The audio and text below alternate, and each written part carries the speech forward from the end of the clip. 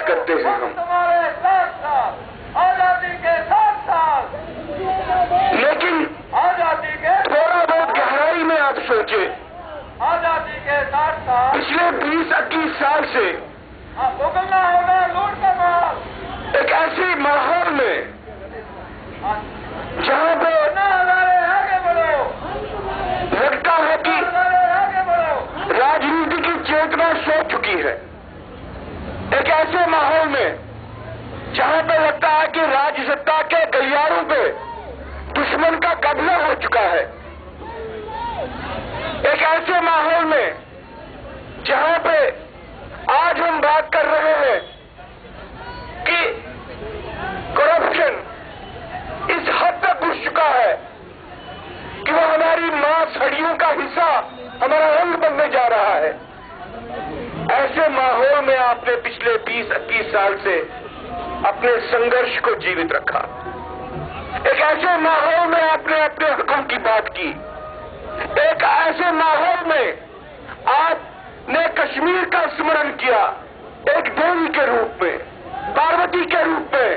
और आज के दिन जब साहनी जी यहाँ पे आए, जब सहगल जी यहाँ पे आए, मुझे लगा कि हम पे मां शारदा का साक्षात आशीर्वाद हमारे ऊपर आ गया है। आवर डिमांड, ये बात कैसे होती है? आवर डिमांड, ये कैसे होता है दिलों का जुड़ना? ये कैसे हम उस चेतना के साथ जुड़ते हैं? कल जब मैं अरुण कश्मीर के बारे में पेपर के लिए कुछ लिख रहा था, कश्मीर सेंट्रल के लिए, तो एक बात बार बार मेरे ध्यान में आ रही, और वो बात इसलिए ध्यान में आ रही है, कहीं पे हम सब लोगों का जो कश्मीर में, जम्मू कश्मीर में आतंकवाद का, षड्यंत्र का, पाकिस्तान की चालों का, अलगाववाद का निशाना बन चुके हैं, उसके विक्टिम्स हैं।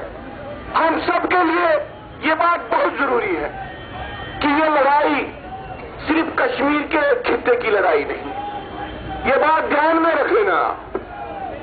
ये लड़ाई, ये जो आप संकल्प कर रहे हैं, ये वामन अवतार के पहले पग जैसा आप कुछ वरदान मांग रहे हैं, और उस वरदान की कल्पना क्या है, उस वरदान के पीछे सोच क्या है? आप भगवान से किस शक्ति का आह्वान करते हैं? आप माता से किस चीज की आप अपेक्षा करते हैं? आप उसको बोल रहे हैं एक पग दे दो, ये एक पग पर कश्मीर का दे दो, वैसा ही वो पग हो जैसे वामन अवतार का वो पहला पग था। इसमें कहीं पर भी ड्रिंक नहीं है, इसमें कहीं पर भी कुछ छोड़ने की बात नहीं है। देख लीजिए, आप अपने संघर्ष को उस दिन उस हिंदू के संघर्ष के साथ जोड़िए जब खैबर खित्तों पर इस्लाम का कब्जा हुआ। वहां पे हिंदुओं के साथ क्या हुआ, पेशावर में हिंदुओं के साथ क्या हुआ, पाकिस्तान में हिंदुओं के साथ क्या हुआ, पाक अधिकृत कश्मीर में हिंदुओं के साथ क्या हुआ, कश्मीर में हिंदुओं के साथ क्या हुआ। ये एक निरंतर चेतना के साथ, उसके स्मरण के साथ आप अपने आप को जोड़ते हैं।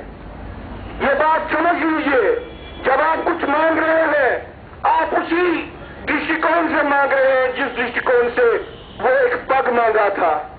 भगवान ने बाली से एक पग मांगा था अवतार लेके कि एक छोटा सा पग मेरे को दे दो। आप अरुण कश्मीर की कल्पना उस संदर्भ में करते हैं। और मैं आपको एक बात बताऊंगा, अभी तक जो कुछ भी हुआ इस त्रासदी में, जबकि राजनीतिक पार्टियों ने अपने मफाद के लिए राष्ट्र हितों को बुला दिया है इस प्रदेश में, आप कैसे जिंदा रहे? ऐसी परिस्थिति में आप किस तरह से आज हो? आपने अपना छोटा सा घर किस तरह से बनाया? आप कैंपों में किस तरह से रह रहे हो? कैंप स्कूलों में आपने अपने बच्चों को शिक्षा कैसे दी? आपने जिहाद के बारे में कैसे बात की? आपने ह्यूमन राइट्स के बारे में देश की चेतना को किस तरह से जगाया? आपने अंतर्राष्ट्रीय लेवल पे जो कश्मीर में अलगाववाद है, ये कोई फ्रीडम स्ट्रगल नहीं है, इस बात को किस तरह से समझाया? ये सारा संघर्ष जो आपने किया है, ये सारी बात जो आपने की है, उसके पीछे शक्ति किस बात की है? उसके पीछे तत्व क्या है? तत्व ये है अपने आप को एक बड़े स्मरण के साथ जोड़ना। तत्व इस बात का है कि सनातन धर्म की कल्पना विस्मरण की कल्पना नहीं है। सनातन धर्म की कल्पना विस्मरण की साधना नहीं है, स्मरण की साधना है। और स्मरण की साधना में आप उस हिंदू के साथ भी जुड़ते हो जो पाक अधिकृत कश्मीर में मारा गया, निकाला गया। आप उस हिंदू के साथ भी जुड़ते हो जो पेशावर में मारा गया। आप उस हिंदू के साथ जुड़ते हो जो आज शरणार्थी बनके पाकिस्तान से दिल्ली आया और दिल्ली में किसी राजनीतिक दल ने उसको आश्रय नहीं दिया, उसको शरण नहीं दी। आप उन सब लोगों के साथ जुड़ते हो। मैं एक और बात आपको कहूंगा, एक बात ध्यान में लाइए, आपके नकारने का एक महत्व है, आपके नहीं का एक महत्व है। उस नहीं को बचा के रखिए, क्योंकि जो तांडव हो रहा है, जो षड्यंत्र हो रहा है, जो हो रहा है, उसके बारे में अगर आप कुछ भी नहीं कर सके, सिर्फ अपना नहीं उसके सामने खड़ा कर दे तो वो ध्वस्त हो जाएगा, वो खत्म हो जाएगा। मेरी बात ध्यान में रख लीजिए। और कश्मीर का संघर्ष वैसी ही बात है जैसी बात कही जामवंत ने हनुमान के कान में कही थी। हनुमान को मालूम नहीं था कि मैं उठ सकता हूं, हनुमान को अपनी शक्ति के बारे में ज्ञात नहीं था। परम कश्मीर की बात, परम कश्मीर का आह्वान वो बात है जो शायद जामवंत ने हनुमान के कानों में की। मैं आपको एक बात समझाना चाहता हूं, कहना चाहता हूं विनम्रता के साथ कि कहीं ये नहीं समझना कि आपके पास इस वक्त कोई विकल्प है, किसी और प्रकल्प के बारे में नहीं सोचना।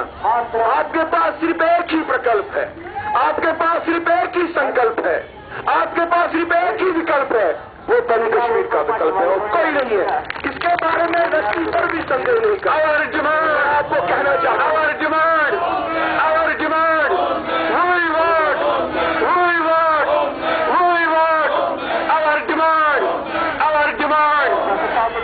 मैं आपको कहना चाहता हूं, अगर आप अपने आप को 90 के दशक में ले जाइए और आप अपने आप को पाइए कि मैं 90 के दशक में सोच रहा हूं, 91 में सोच रहा हूं, 92 में सोच रहा हूं, आंख बंद की